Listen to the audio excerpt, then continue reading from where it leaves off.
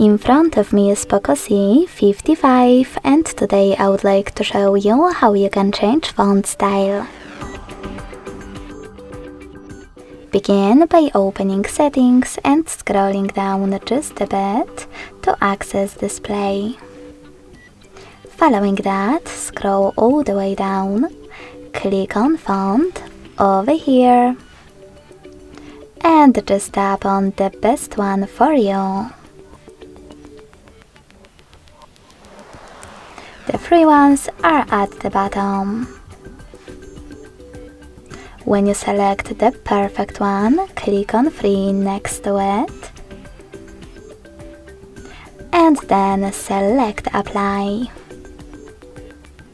As you can see, after that, when I go back, style of my font has changed. If you wish to go back to your default one, access exactly the same settings, but this time click on my account at the bottom right corner. Then select Fonts section under Wallpapers, click on Roboto, select Apply and then Reboot. Thanks so much for watching. If you enjoyed this video, smash that like button, comment and subscribe. Bye!